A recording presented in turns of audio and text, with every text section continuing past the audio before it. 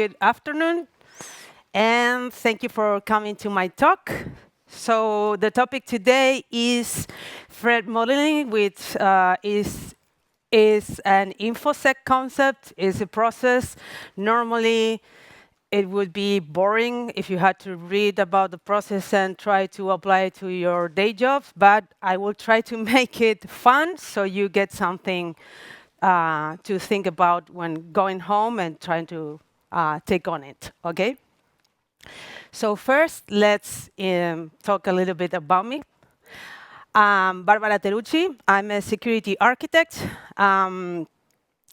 What I do on the daily, on day by day is simply just trying to help my colleagues to stay safe even before they hit the production environment and stay safe afterwards. And I advise them and I try to guide them to the right path. And they endure me mostly, but I try to be as sympathetic as possible. So this is about this. I'm also a proud music addict. I love all kinds of music. I was a singer before, so this is my plan B for the talk. If I see that you're bored, maybe I start singing and you're back on track. I'm an amateur rock climber. This is as much as risk as I can take. You see why then in a while. But the fact that I like is that I can take on risks, but I'm tied to a rope. So if I take a fall, I mitigated that problem and I don't hit the floor. So I'm also a professional overthinker. Sometimes I argue with myself if I got into security because I'm an overthinker or was it the other way around. I'm still not clear about that. So I brought my team. My brain is part of my team. So this is what my brain looks like when I'm preparing for a talk. It's 45% business as usual. The othermost part is talking, thinking, dreaming, and eating my talk, and taking notes to get improvements. And that's how I spent the past 6 months. So, yep. And the 10% is the chaos monkey, is when I disconnect from myself and I just, start to make rounds around myself, So. Okay, then I brought a couple of friends that are going to help us into understanding this story, which these are the lead roles for a movie that I grew up with, and I probably have seen that for 20 times, if not more. It's a movie from the 86 called The Money Pit, and you will learn about Walter and Anna. They took a rash decision on a project they were embarking on, and they started to regret it the minute they implemented this project, okay, which is buying a house. Okay. So this talk, I'm going to try to unroll it in like a gameplay situation, okay? First, you're going to find some general concepts about what is threat modeling, okay? What is the game about? And then the people that could participate in this process. Then some key concepts that you may want to linger on while I'm explaining the rest. And then the rules of the games where I'm doing a test run on it, okay? And of course, in the end, after deploying all my content, I will give you some advice so you can get started. At the end, I put the Q&A time because I prefer to get the questions in the end. I warn you, I gain at short distances better, so we even have the coffee break, so that's lucky for me. If you want to talk about this further, I'm going to be available afterwards as well. So let's go. First, what is threat modeling? Okay. The story of Anna and Walter is that they were in a rush to get a house because they had to move out from Anna's ex-husband's flat, which they were kind of squatting in, okay? So they found a Bergen. It was a very amazing old mansion with a lot of gardening, And they found that it looked kind of old, but it was very cheap. And they say, maybe we can fix it with a little bit of paint, new furniture here and there, I mean, what could possibly go wrong? Like everything, everything. The house was like a denial of service in its whole. It was failing every time, step after painful step. The house was crumbling down. So they eventually had to remodel the whole house while living into the house. I mean, it's like, yeah, you sleep and you have water draining down because the roof is not working. You don't have water. You don't have a door. You don't have anything. You don't have a house. You have just a pile of dirt. Okay, so, okay. I mean, I cannot criticize them. I wasn't, like an overthinker all the time. And I wasn't that, security-oriented people all my life. I also was a little bit reckless like 20 years ago. So I'm going to tell you what is not threat modeling. Threat modeling is when you want to impress your friends that are into roller skating, and it's extreme skating, and you see yourself, you think, I will buy a pair of rollers and I will try them because I used to roller when I was younger, so what could go wrong? Okay. So the best thing that I thought to test those rollers was to go onto a steep road, a cliff, and so I'm going to test them here. But these were extreme roller skates. They didn't have brakes. You had to know how to stop, and I didn't know how to stop like this. So I said, okay, it was a busy road, actually, and I said, okay, there are some 100 meters from here to the main street downwards. Maybe when I get flat, I will lose velocity, so I will be able to stop. That was my threat modeling. That was my assessment of the risk. And I decided to accept the risk because I thought that I would fix it later. Okay? So later didn't happen because, like, some 50 meters later, I was in the floor. I hit my mouth. I broke my teeth here, so I had reconstruction. I'm 8 stitches after. The surgeon said, you were 2 centimeters of not being here today. So then I took the advice, like maybe next time I will try to assess the risk I'm submitting myself to, and then I will think of a strategy on how to take on this risk if I still want to do this. Okay, maybe I will take some lessons first and not go into a cliff. And I will do a ton of things maybe different. And maybe I won't even buy the roller skates because I tried snowboard. It ended up similarly. And I also went on skiing. No, so I'm on a rope now. I crawl in vertical, but if I fall, I have a rope. So I'm safe. So this is because I don't want to blame Walter and Anna alone. I also was reckless and I learned my lesson, okay? So what is threat modeling? Threat modeling is a proactive means before doing something, and structured approach to analyze a system, a software that you want to work on before diving into implementing or coding that system or that software. So what do? You gather a lot of information. You scan all the information you have from your project. We'll see that in a minute.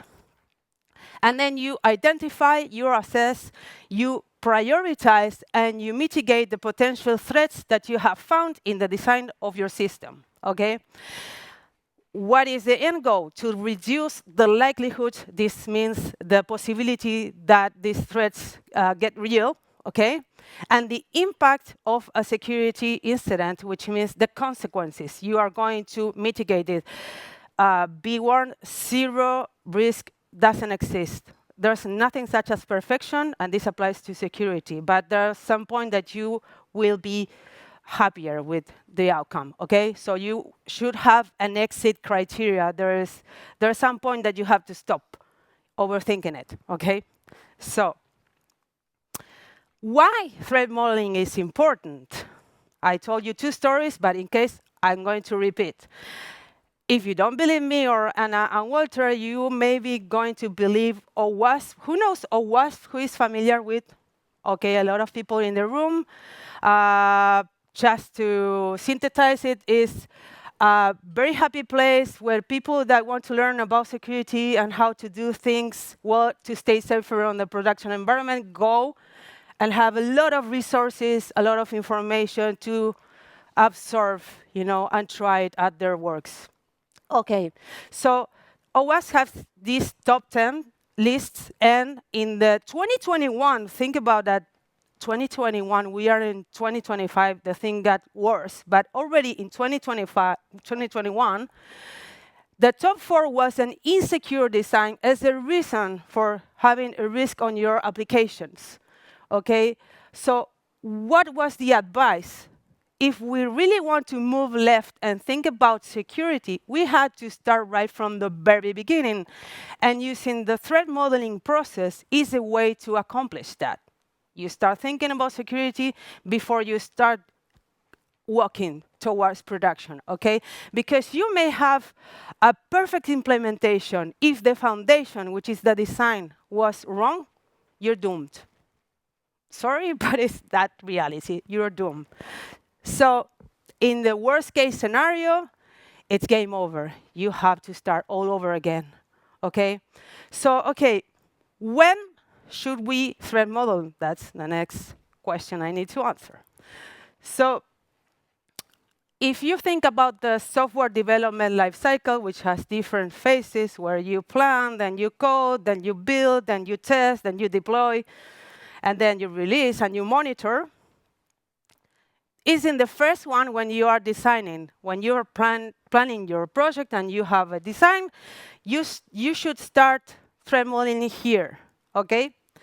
Okay, but you say, okay, a new application, then I just don't repeat the exercise anymore? No. If you're incrementing your application, adding new features, or you're doing a major change because maybe you are migrating from one Java version or the Spring framework you're using to another, and it requires a big step, or you're moving from on-premise to the cloud, you should threat model again, of course. When you are monitoring your application that is already in the production environment, because you want to do it as a health check, why do you go to the doctor every year? Hopefully, it's because you want to know if you're doing okay or there's something to worry. You just go there, everything is okay, or even with your car, you get the revision for your car. If everything okay, you're good to go. That's the same for the applications, okay? And of course, after an incident, okay? During the incident management phase, once you put off the fire, you would like to do threat modeling again if this incident meant that you have to do a partial or total redesign of your system or your software. So let's check about the difference now, because I'm going to be now proactive, and Anna and Walter had to be reactive, which is different. So where are we at? These players are here. Their house is failing on them, and they have to rebuild completely from scratch. Okay, and they don't have money, so it's even more painful because they are facing a lot of loans. No, we are going to be here. We are going to start from the very beginning. Okay, so for this, I also want to include the team that should be working on this, because I'm not going to do this alone, because I don't know what the system is about probably. So what am I threat modeling about? Okay, so let's talk about the roles in threat modeling. Who is going to participate from this? Because as I told you, I mean, as it was in every profession in the world, I'm just a security architect. I once have been a developer, but honestly, it's been like more than 1 year since I put my hands on the code, so I wouldn't know better than someone that is doing the code at the moment and stays updated on the latest trends. Okay. So here are some roles that maybe some of you see yourself present. If you want to wave your hand, if you see yourself as I enumerate them, you can. So you have the security expert of any kind. It might be a security champion. It might be a security architect. Whatever, okay? Because what we do is help to identify the threats, and we are going to define also security controls, okay? But it also can be a security expert on some particular technology, cloud security, I don't know, network security, software coding security, So these are going to help, okay? So then you can find an architect. If you have them in your organization, they design secure architecture, and they also work in designing the mitigations for the threats that we want to address, okay? Sorry, back. The product owner is the part that is connected to the business. Who knows better what the business wants? The product owner. So they will bring the information of what the application exactly has to do, what are the functionalities, and what are the requirements and the anti-requirements, what I want the application to do and what I don't want it to do according to the business, okay? And they will be overseeing the process, so you don't get too far from what they actually requested, okay? So developers are the ones that are going to implement the best practices in software, and they can also help in detecting threats. Because if I ask about Java, I've don't code since Java 8. So if I have to know something about the other versions, I will go to a developer that is using the latest Java versions and ask, do you know where can this fail? Do you know what are the vulnerabilities if you misuse your code? Yes, yes, yes. Okay. So then QA testers and pen testers are one of the biggest allies because they test functionality and security, so they will also help. They have this clinical eye on finding these bugs, okay? And UX designer is who is going to help us design secure journeys. They are going to help our user to stay safe in our application. They are going to help us tell the user or walk the user into what they should expect from our application and what is a not behavior, and they should maybe report it and don't follow that. So subject matter experts, of course, if you are designing for a specific technology, you will want them in the room as well, okay? So they are all invited to the party. Okay, so how do you organize all this work? Is everybody in the room at the same time? No, because at the end of the day, we have our jobs to do. Threat modeling is this part, okay? So maybe you have other business to attend. So you can use something that is called the RACI model. Hence, if you know what the RACI model is, okay, just a few. The too long didn't read. This is a way of organizing the work so nobody steps in their toes. Everybody can go back to their work doing other things until they get summoned again, and nobody's dropping the ball.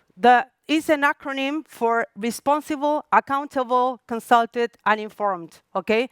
So if you think of it as a role-play game, you have the doer, which is the responsible. This is the person that has the responsibility to accomplish one part of the process. If I'm the security architect and I'm finding the threats, I will do it until I file a report, okay? And maybe if I brought another expert, he will help me and he's going to be responsible too. Or if I bring a developer at that point, so you are going to attribute the functions to each person that has to be responsible of a certain step, okay? The accountable is the person that is going to call the shots. They're going to sign off on the decisions that are going to be taken during the process or validating the reports, okay? A product owner is an example of that because they will say, yes, you are sticking to what I required, And yes, we are going to address or not address these threats because there's no money or because I'm going to do it after or whatever, okay? The advisor is the person that is going to be consulted. If you think of subject matter experts, they are going to be consulted about their expertise so you can get more inputs to be able to produce a good threat model, okay? And the informant is the one that has to be kept in the loop. So the people that are not doing an active thing in the process are going to be informed because if you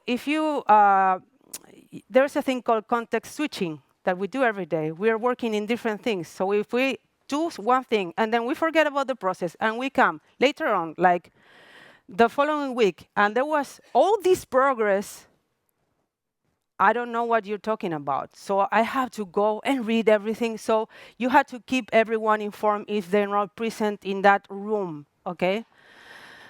So some concepts that you would like to know before I dive into the rules. Sorry. Okay, let's get away with the jargon, okay? Because it's very difficult. So, okay, so these three concepts are very mentioned across the threat modeling process. There are some more, but these are like the main concepts that everybody's going to be throwing around, okay? So threat, vulnerability, and a risk. So what is a threat? The threat is the event or the condition that is going to take advantage of a vulnerability and cause harm to a system. So, I mean, imagine that there could be an earthquake at some place in the world that's a threat to something, okay? A vulnerability is the flaw or the weakness that could be exploited to compromise the security. So if you want to seek a vulnerability in a design, is my house placed in the very center of where an earthquake could happen? So my house will be vulnerable to the earthquakes, okay? And the risk is the potential for loss and damage when the threat becomes a reality. So it's like, how much could I lose, you know, if that threat actually becomes a reality. So if the earthquakes in that area are very, very bad, then the risk is very high because you probably will lose all your house, all the neighborhood, the city, the country, or whatever. It depends on where you're placed or how bad is the thing. So in Walter and Anna's, I mean, everything was a threat, and all the house was completely vulnerable because, I mean, even the door was completely rotten. So the threat was the door was going to fall. The vulnerability is that the door was completely rotten, so it's vulnerable to be, you know, to after just some knock and some bangings, it will fall. And the risk is that not only this, but you don't have a door to your house. So you're fucked, you know, sorry. But you're done. And we know how the story ends. The whole house is shutting down. So everything that could happen, happened. Okay, so then you have the STRIDE methodology, which is one of the methodologies you can use to identify this threat. You have to classify them so people understand what kind of threat you have found in your design, okay? So you have a lot more of methodologies. You can even threat model it for privacy and other systems, but this is the most popular one for software, okay? So another acronym, okay, STRIDE goes for spoofing, tampering, repudiation, information disclosure, denial of service, elevation of privilege. So health check, who is familiar with these categories? Nice. Okay, anyway, there are people that don't, so let me go quickly through them. So when you categorize a threat as spoofing, it means that someone or something is impersonating a user or a system. You're pretending to be someone or something, okay? Tampering is when you modify the data or the code during the transmission, okay? You are changing things that you shouldn't be changing, okay? Repudiation is when you deny something that you did and there's no log to prove otherwise. If it starts to ring a bell, this is around monitoring. If you don't have logs, how do you know who did what? And everybody can cover their traces, so you will never know that somebody has been in your system, probably. Information disclosure is when you expose sensitive data to people that are not intended to see this data, to get access. Imagine you are throwing an error message and you are exposing a lot of information about the underlying system, your Java versions, your operative system version, if you're using XYZ server, or even worse, credentials or stuff. Maybe you should think about this. Denial of service is, apart from what is happening to Walter and Anna, is when an attack or a problem, because sometimes the software is failing because it doesn't scale up, when the system gets disrupted and you can't serve your users. Okay, so it completely shuts down, or it starts malfunctioning, and it gets too slow or whatever. Elevation of privilege is when somebody or someone gains more access than they should have. Imagine if the bank blocks my account because I did some shady transfer, and I can go and unblock my own account. I didn't have to do that. If I'm able to do that, something is wrong. Okay, someone hasn't validated my level of authorization. Okay. So, okay, then last but not least, we have different approaches. There are more, but these are the main ones, and you can use a combination of them or submit to just one of them. These are how are you going to look at your design? What perspective are you going to use to analyze your design? So one option is to go asset-centric. What does it mean? What are we protecting? If we're thinking about a house, we are protecting the things and the people that are inside. We don't want people that don't have any business with our house entering. So maybe we are going to do things so nobody that doesn't have the appropriate keys or everything enter to that house, okay? And we are going to look how my house can get attacked, or a particular room, or the safe in my house, if I have a safe in my house. Who has a safe in? I don't know. But I'm going to look from what I'm protecting, okay? And how can it be attacked? Attacker-centric is you do like a profile of the attacker that may compromise the system. When you think, two examples, don't think always on external attackers. That can also be insider threats, which mean some person that is happy with our company or is spying or whatever, they would want to attack the system. So you need to figure out what the motivations are, what they are after, what can they do to compromise the system. So you have to acquire this mindset. It's very difficult. And the last one is software-centric, which is the one that we are going to actually use here, is where is the problem? Okay, I have my shiny design.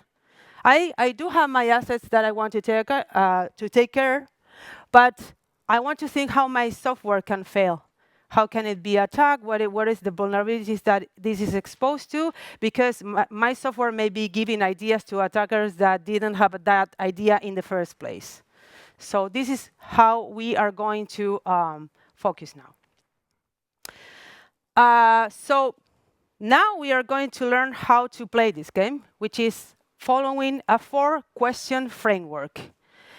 This, I didn't come up with the questions. This is actually Adam Shostak 4-question framework. This person is the one major contributor to this process. Back from he started this heavy working on this when he was in Microsoft. He wrote like a book this week, but it's very interesting. I promise it's a very good read. If you want to take on it, you should. But he also has his own website. He writes a lot of blog posts, and he is doing a lot of effort within the community, and he has a lot of people that are working with him, and there are many other people that are contributing to this.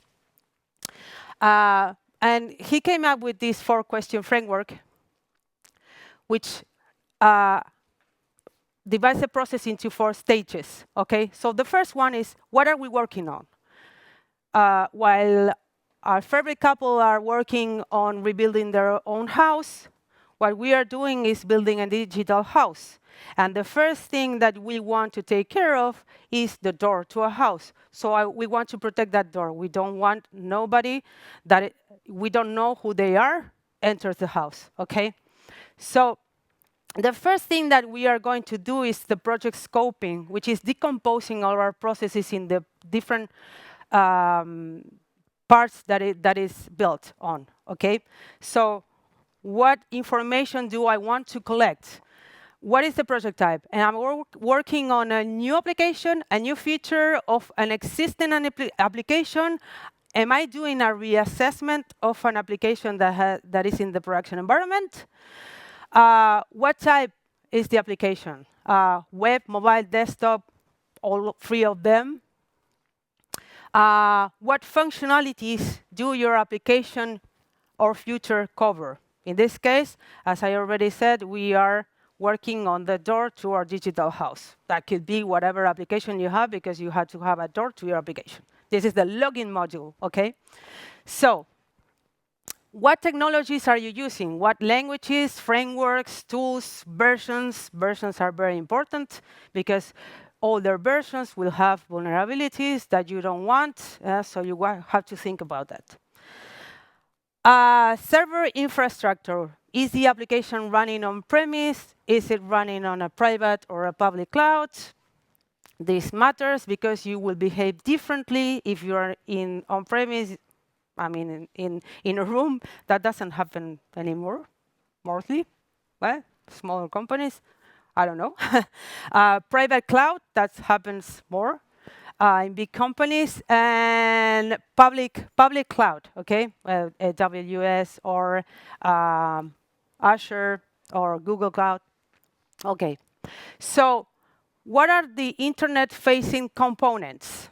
So what components are exposed to the public internet or are in a DM seat, which is you're still facing the internet, but you are controlled by firewall configurations, so you are segmenting your network, so things that you are preventing anyone from entering to your private network.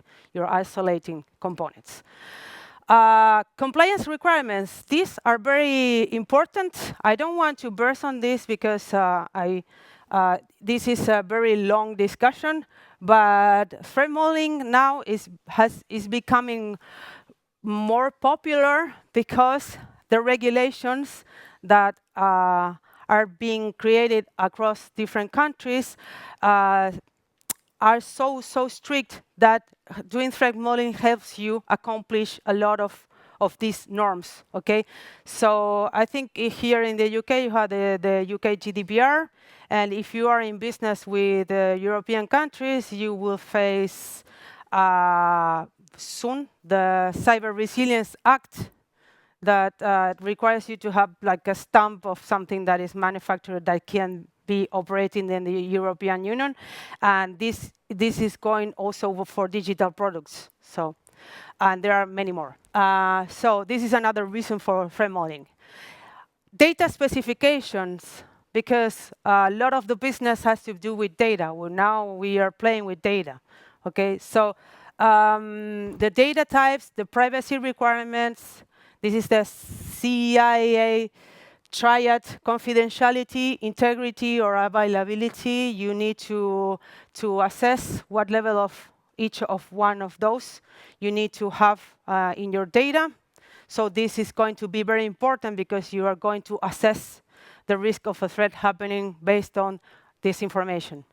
And the assets, of course, even if you're not taking the asset-centric approach, you would like to mark what you want to protect. In this case, we don't want nobody entering into our house premises without being identified, so we are protecting the whole house. If you are thinking about maybe a bank application, that would be the accounts of the people. You don't want nobody messing around with accounts that they're not yours. Okay, next up, you need a graphic representation of your project. Okay, you can have an architecture diagram, you can have sequence diagrams, but the one that is mostly used, because it's very simple, is a data flow diagram with a handful of figures, okay, which are, you are going to use the rectangle for external entities. This is what you don't control, okay? You will have rounded figures for processes. Multiple processes is something that is doing more than one function, okay? And maybe you are going to decompose these processes in other diagrams, smaller diagrams, because you don't want to have this size of diagram and nobody's going to understand what is happening over there. Data stores of any kind are going to be depicted by these two straight lines, okay? The data flows are going to show how the data is flowing from one point to the other, and maybe you can find, either for brevity or because the flow itself requires two-sided rows, okay? Arrows, sorry. And the trust boundaries. What are trust boundaries? Is if you're going from A to B, something needs to happen here, some sort of validation, okay? So if a user wants to enter their account, they have to perform the login and be successful. Otherwise, they shouldn't enter any account, okay? So the login model looks like something like this. I mean, I'm not going to explain a lot of this because it's a traditional login where you use, for example, user password, you have a second factor, and then a session has been created, everything gets audited, everything gets audited. You keep trace of everything, and if everything is okay, you get in. You have these boundaries, you have the front-end boundary, so the user sees the page, but they shouldn't be able to change it, manipulate it, or whatever, okay? You have the backend boundary, which has the services, so the user certainly doesn't have to come over here. And you have the database boundary, which you're going to get even more restrictive, okay? And these are like main boundaries, very wide, but you can also look at layers and layers of boundaries. That means that you are segmenting your layers of your applications to be more thorough, okay? And isolate the most important parts. That's called segmentation, okay? So when I said multiple process, you see that there is a login orchestrator, so we have 3 steps. So I would like to have a little more detail on the different steps that our process has, because I need to analyze all those processes separately, okay? So the first thing is that the user has entered the user password. As you see, I'm changing the labels there, okay? So the login page requests the login orchestrator, which in turn is going to validate against the authentication server, which is going to connect to whatever you have as a user database. If everything is okay, and everything is audited, not only the login orchestrator, but also the authentication service is logging all the time. The second step will be that the login orchestrator will trigger the MFA service, okay? In this case, my initial design contemplated that my MFA service will use one-time password sent by email or SMS. We can use email, for example. Okay, so same thing. The login orchestrator triggers this. The MFA service sends the OTP to the user email. The user is reading it, inputting it, it gets validated, everything is okay, audited, I'm okay. let's move to the last one. Okay, everything is okay. I'm going to create the session. The login orchestrator creates the session. It receives a token, and the token gets passed, and the user has been granted the access. Okay. Okay, the session token, of course, is not going to be submitted to the user. It stays in the middle layer in some area, okay? So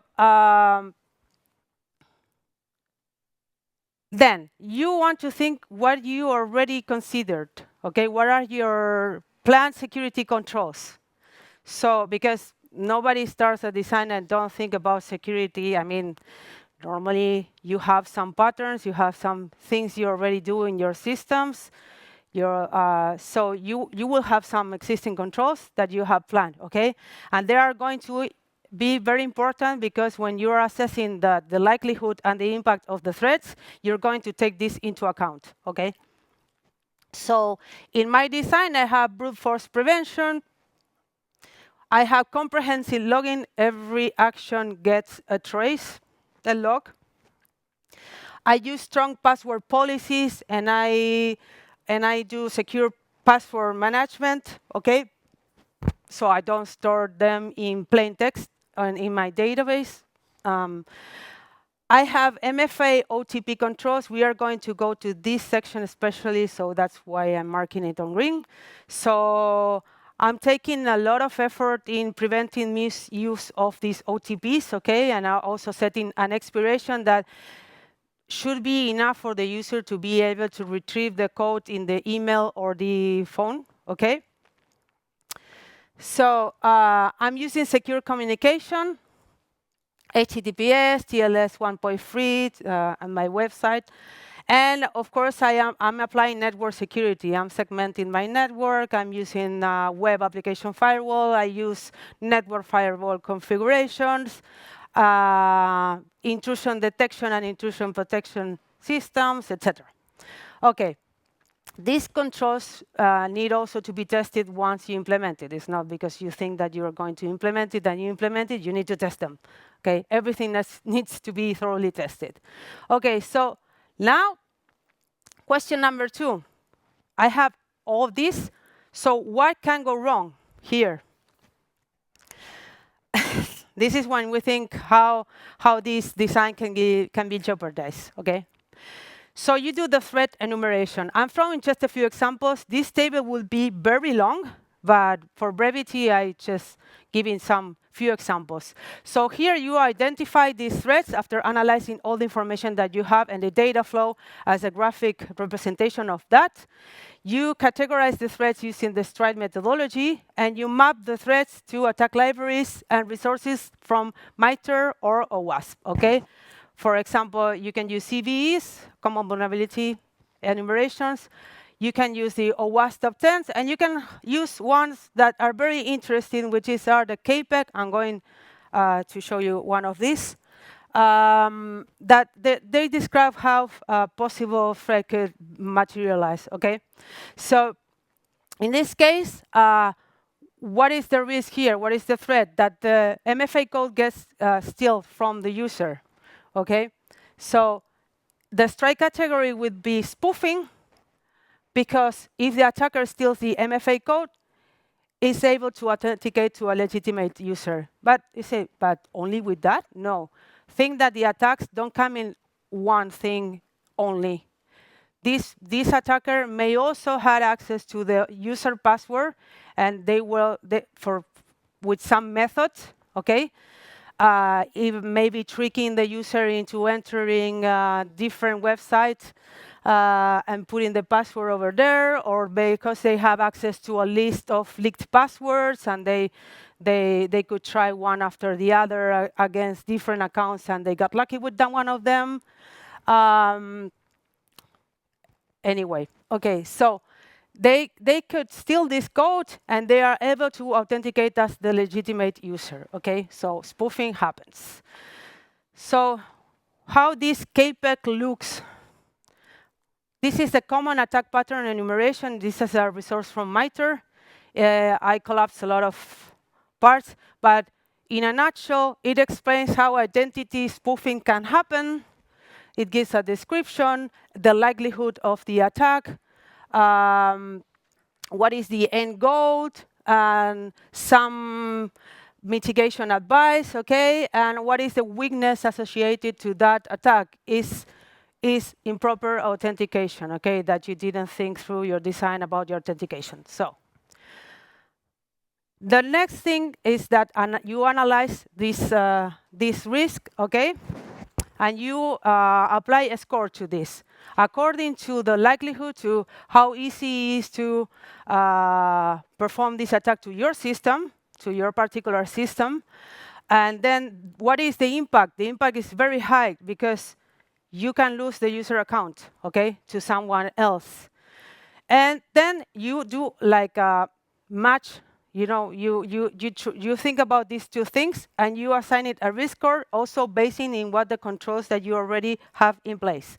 So you have strong OTP management controls that are going to reduce the chance of misuse, but phishing remains a concern because the user can get tricked into revealing the code. So the third question is, what are we going to do about it? Now that we know what could go wrong, is what are we going to do about it? So this is when you start thinking about strategies, which is you have 4 ways to go. Either you avoid by eliminating the risk, don't implement MFA at all. Maybe this is not a good strategy because then you are down to one factor. So you can accept, which is you acknowledge the risk and you go and you are going to monitor it and be prepared in case an account gets stolen because OTP is widely used, but you are going to keep using it, okay? You can transfer it.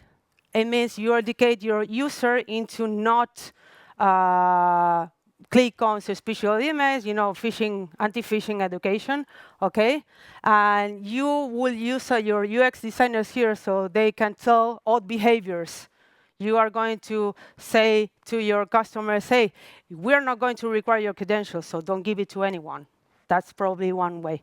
And I'm going to, with this one, you are going to implement a different kind of MFA, time-one password, with authenticator applications that you are going to integrate in your system, like Duo or Google Authenticator, Viridium, which also use like QR codes. It's pretty cool, actually.